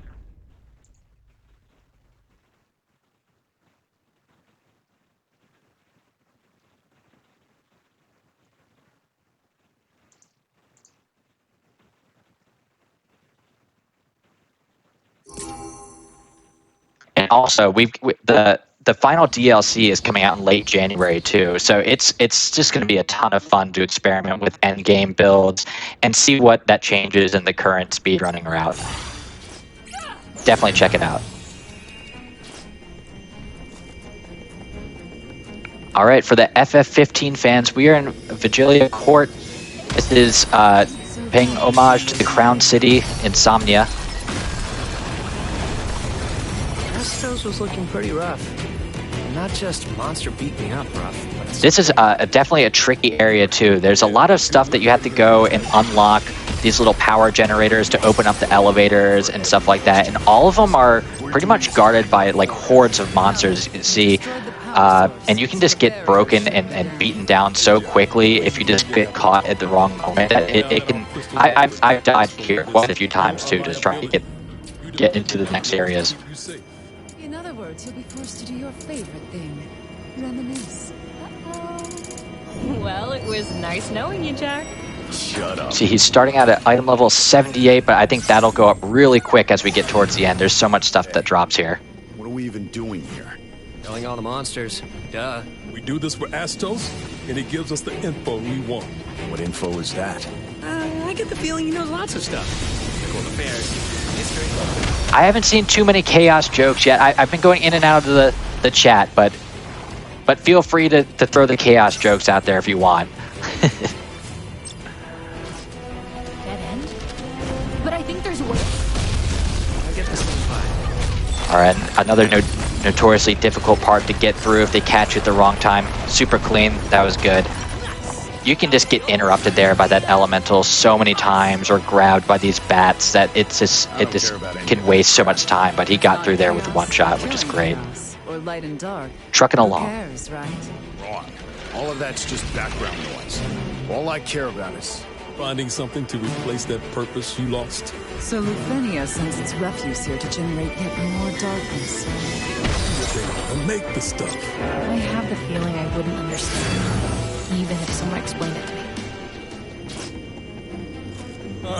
Couldn't make it more obvious, could it? And it even comes with guardian monsters. Not very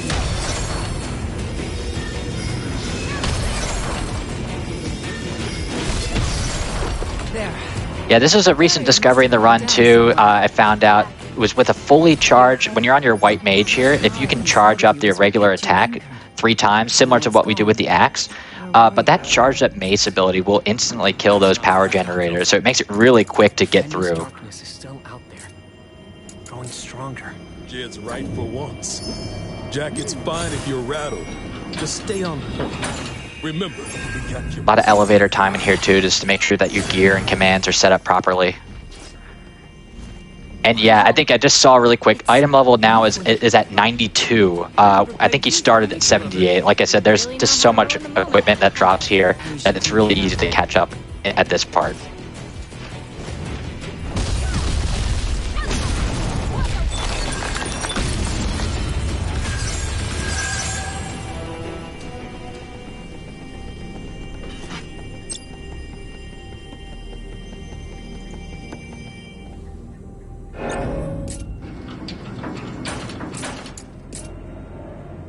See in that tower? No idea. Whatever it was, he's not telling us. Things for certain. We're better off. You can see D-Win's actually re-equipping an accessory a lot too. The accessory slot was added in the first DLC, and they can add a little bit of stat bonuses. So when we have this downtime and like these elevator rides, it's a good opportunity to kind of look through and see what you've gotten as drops throughout the run. And typically you're looking for like a strength or stamina or a break damage increase, just because it'll help you kill stuff just a little bit faster. It's not game breaking if you don't get it, but it definitely helps you. So that's why you see him doing that a lot in the elevator. And then this room, all these soul bursts on these vents and monsters in here just get so many gear drops. You up for this? There's an enemy ahead. I know you sense it. Don't question it. And again, we're going to be going into the boss of this mission, going in with 6 MP, so he's going to buff up here and just be ready to obliterate Behemoth here.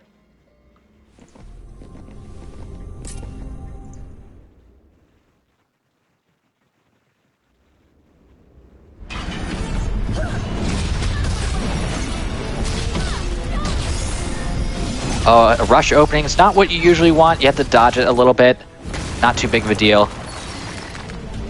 Oh, tag that last part of the brutal tackle before he got interrupted. That was great timing. Like a living crystal.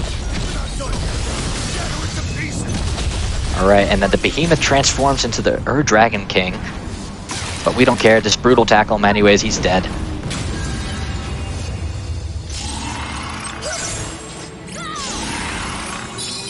That was a super clean mission there. Ton of drops from him too. A lot of item levels 100 there, which is great going into this next area.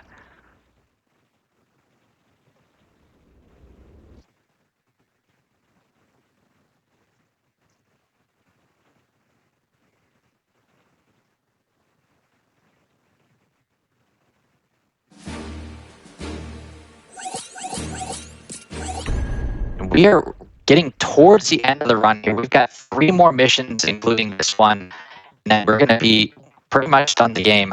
There's a little thing at the end, but that's about it. It's 3 more missions. These last 2 can be a little bit problematic here. That this one he's going into, and the next one can be definitely problematic. The end boss is pretty easy, but let's see how this one goes.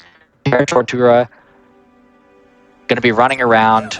You have pretty much infinite MP here to kind of spam your haste flee. You'll see he's going to hit these little blob things on the side, and it's just going to instantly fill his MP all the way back up, which is nice. Where do you think Ruthenia is? Somewhere far away, I'm sure. Not just in distance, but in time, too. I can't even visualize. Yeah, literally jacking through these bosses, that's exactly what Brutal Tackle does. It's just so insanely strong of an ability. It's just unbelievably good in the speedrun. Let's put it to good use.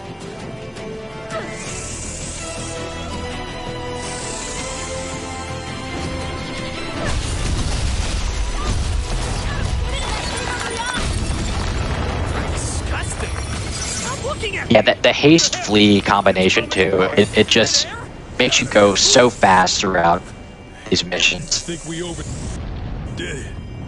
think as a community, when we first started speedrunning this, no one even thought about using your anima shard to unlock flee, so we were kind of just doing haste only, and then we worked out how to route like the flee command into this run, and it just it brought down the time by like 3 to 5 minutes of time save, just because there's so much running around in here. It's just an insanely good ability to get as well.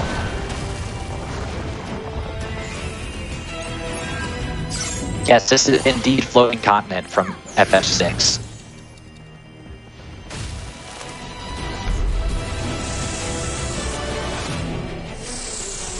Another statue.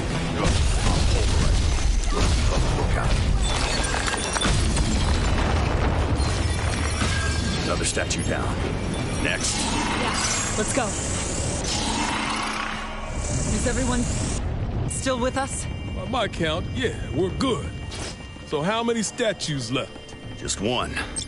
Not for much. Another good map for all these soul bursts. You're gonna, the MP is super high, so it's a good thing to go all the way full MP into these final bosses of the mission. Catalyst for change. It corrupts animals, people. It's what caused all this madness. They're sending it here to manufacture more. And it's that darkness that dulled the crystal's light. So basically, darkness makes sparkly happy world a sad evil world? And what's our role in all this? Ariman almost caught him with a dark flare there. Not important for this mission, but in the next one, if you can grab one of those abilities, super good in one of the fights that you have to do. This is the last one. Words right out of my mouth. Now stand back. I think so. Item level 96. He needs 112. He needs 102 to not get the damage. He's gonna touch the cubes one more time, so let's see if he gets up there. To save the world. Feel good of it now. So the Ruthenians some more. Maybe it wasn't just us getting rid of the darkness. Maybe someone was adding light as well. That would be the princesses, especially Sarah, I'd wager. No darkness lingered within the castle's walls. There are a ton of references to the other Final Fantasy in this game, and pretty much all the missions are based off of the other areas in other games. Alright, going into this fight, we're going to be battling Astos. He's had a huge role in this game compared to the first Final Fantasy. And then we'll see what he transforms into after his phase 1. Can be a little bit tricky here. Opening up, blinking over the map, not he want to come at you, so you don't have to walk towards him and just hit that brutal tackle. Once you do land the brutal, he's fairly weak, so he can be quite tricky in his evasion, but he's weak.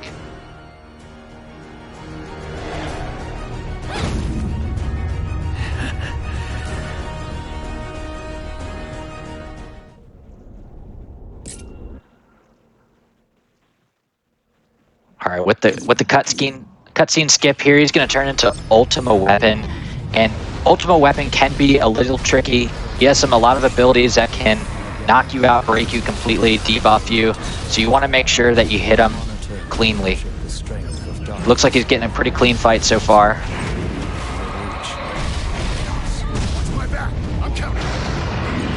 Oh, doesn't have the MP for brutal tackle, so he's going to have to chip away at him.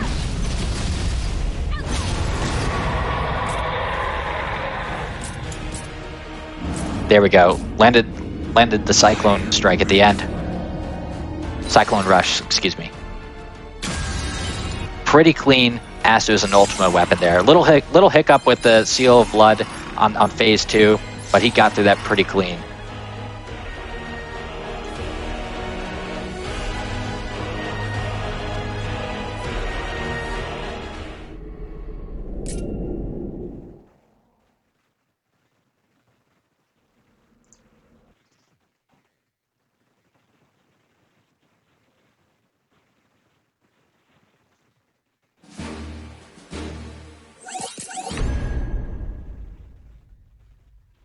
All right, and we've got 2 more missions left, pretty much. This mission that we're going into right now, we're going to see Jack almost become Chaos. This is the start of him turning into Chaos, and there is going to be a fight where he gets to turn on his friends, and it is extremely difficult. You can whiff a bunch of times, you can get broken. There's been some new strategies to try and utilize that Dark Flare spell that you can get from the Iron One, or using a Flare from the Black Mage tree. We'll see which way he goes. The Cyclone Rush is also a good ability because it's got a good AoE damage. Jack can't do this by himself. He needs us. Mission level's 120 here too, which can be a little problematic. Can't let him down now. What'll happen to Cornelia? Protected. We have no other choice. No need to fear, Neon. We're heroes, the Warriors of Light. We'll swoop in and save the day.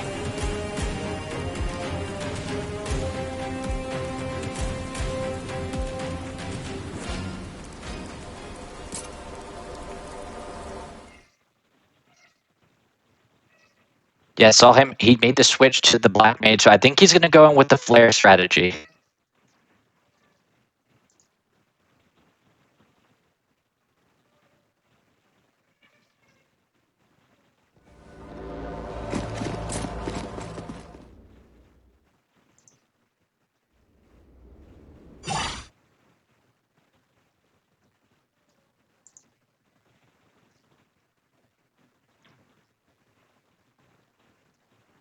D-Win's on a really good pace here, though. I mean, he is definitely going to end this run sub 20.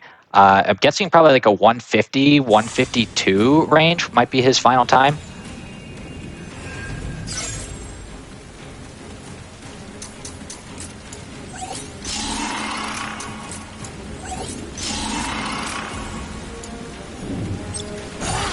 All right. It is.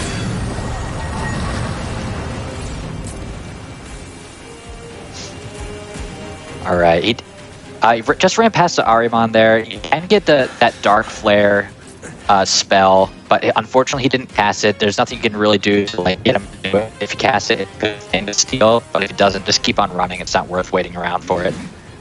Chaos? What a bunch of idiots. It's ridiculous.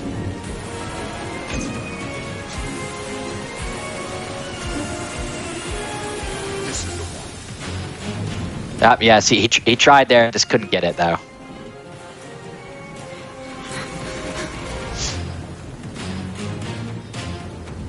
All right, we've got some tricky fights coming up. There's going to be some hordes of monsters that he's going to take out. Seal Blood Flare is going to handle that pretty well, and then we're going to have that battle with all of his friends here, and we'll see how that goes. That can be quite tricky as well. You got to utilize or manage your MP really well and set yourself up with haste and reinforce going into that fight, just so you can cast Flare quick enough to get it off on those enemies before they break you.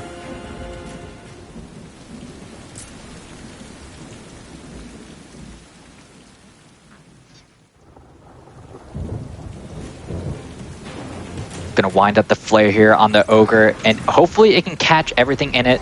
Might need to be a little bit of cleanup on the enemies, but if you can get mainly everything in this. Yep, caught a lot of it in there, which is good. Mace is really good against skeletons here.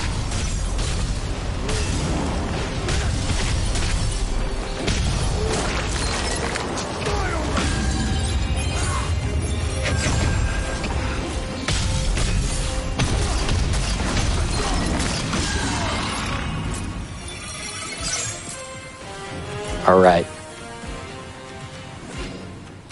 It looks like he's in a pretty good position for this Friends fight coming up.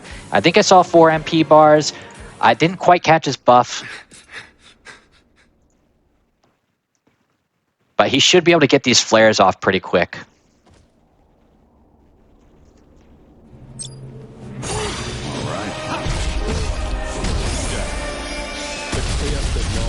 Oh, switch back to brutal tackle strategy here. It is incredibly good. If you land them, it's just going to instantly kill each of these people. We aren't warriors of light. We're pawns the Lufenians unleashed on an unwitting world, destined to fail. That's 2 down, 2 more to go. Pretty clean Friends fight here. Don't belong. This time, Astos played his hardest guide flawless. I've easily had like 30 seconds to a minute of time loss just from getting interrupted. All that's left is for you to master the darkness. Beat the darkness, Jack. This is super clean though. No matter what form it takes.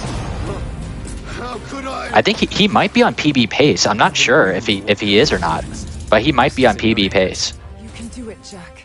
Tame chaos. Make it your own. This is crazy. I can't fight you. I'm disappointed in you. I guess you'll just have to die. That was a super clean Cornelia 3 section though. And then we're going to go into the final area. We're going to go back to Chaos Shrine again.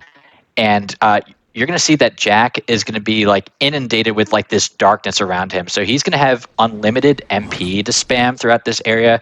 So you can just haste flee through this section really quickly.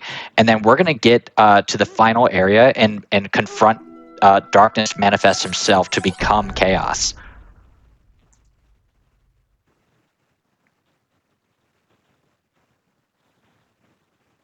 It's a little hard to tell since this is like a PS5 stream and there's no splits, but it's gonna be pretty close, I think. Yeah, I forget the exact amount of time here, but I think he might be on PB pace. I think his PB is 149.20 something, and he's only got this last mission to do plus the final walk. So I think he can do it. Of course. His current PB, at least the one that I see, is 149.56. 149.56. Yep. Yeah, I think this is definitely PB pace, which is just. I mean, he's had some super clean fights, so I'm not surprised by this.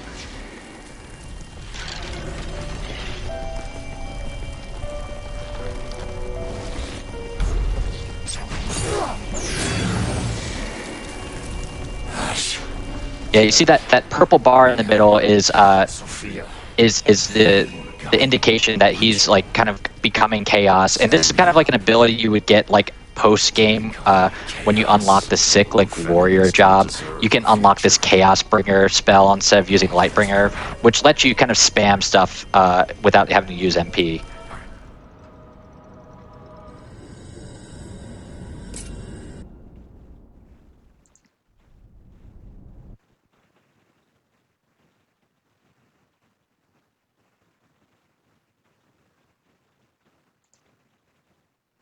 Yeah, looking at chat really quick, this game is really nice looking, I thought, and it plays really well on PS5. And the gameplay in it is fantastic. I think they took such a huge like gamble on this game, but like to me it paid off so well. It's just so much fun to play.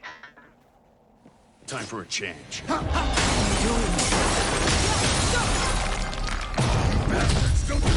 All right, he has a little confrontation with the Lufenians, but we skip all that from the cutscenes. His item level is within that 10 requirement, so he is ready to go. As long as he has a clean Darkness Manifest here, I think he's going to PB.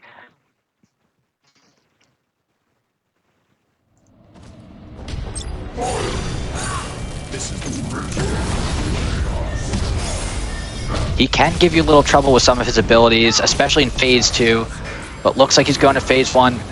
Super nice. Caught him with the last hit on that brutal tackle again. One shot, no problem.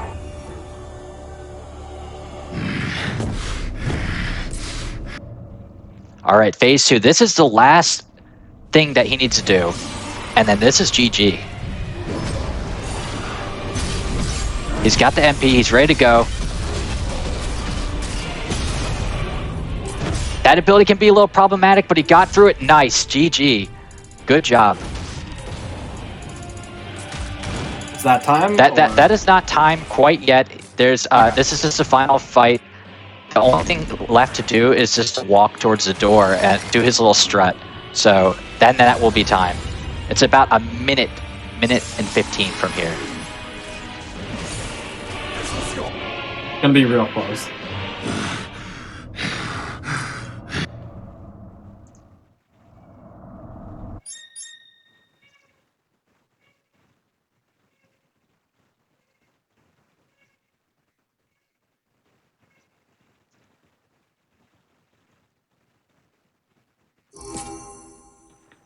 If he wasn't on PB pace, I'd say he should moonwalk to the end, but he is on PB pace, so I think he's got to play it normally. This was all part of our plan, wasn't it, Ash?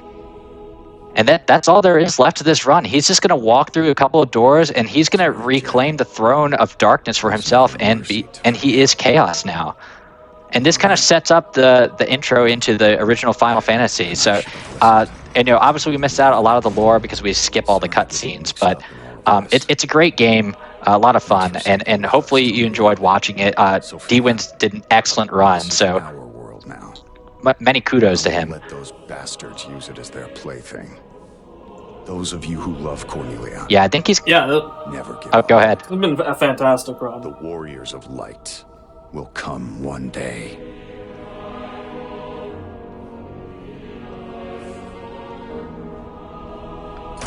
All right, and about to touch the final door here.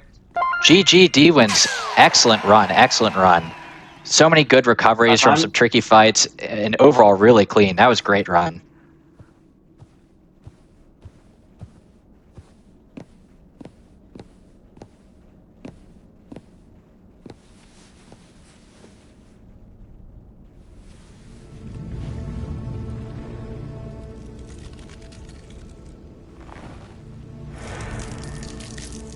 Yeah, I think he had 149.02, which is definitely a PB.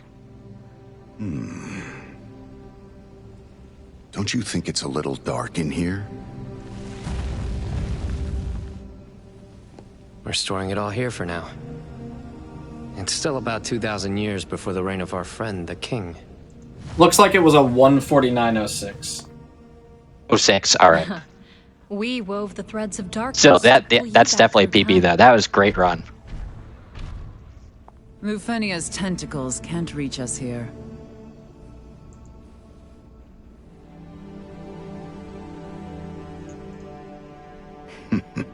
There you have it, folks. It's a great speedrunning game. Like I said earlier, it's pretty easy to pick up. You know, you kind of just want to get that axe and just run through the levels as fast as you can. It's really about learning the little intricacies of the game and how to min-max everything that you can do. Is where you're going to get a lot of time save and see yourself improve as your skill improves with the game. But it's a really fun speedrun. You know, our community is pretty active in the Discord, so definitely drop by and ask us any questions or get involved if you'd like. Terms to anyone anymore.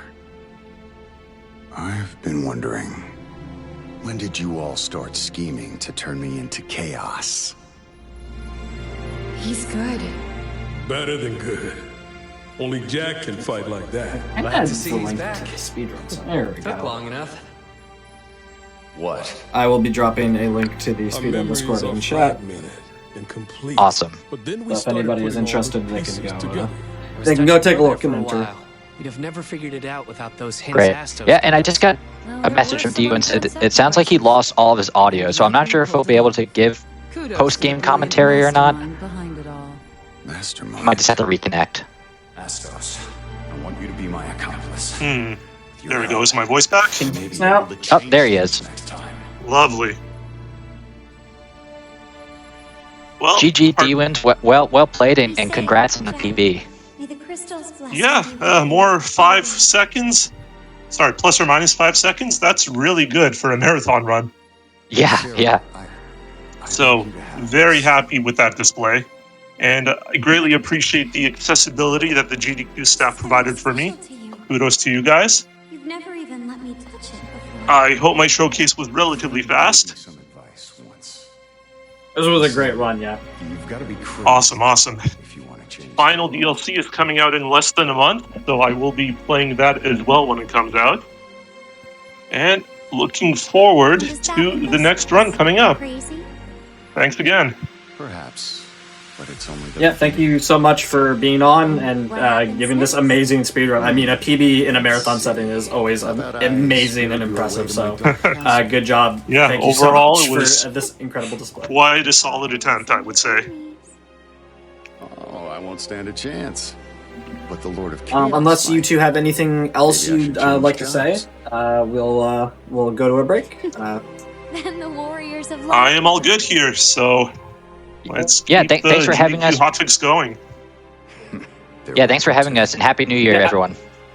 Yes, happy New Yeah, Year. absolutely. Thank you both so much. What an incredible run. And Happy New Year to both of you. We're going to take a quick break, and then we'll be back with the final run of the day.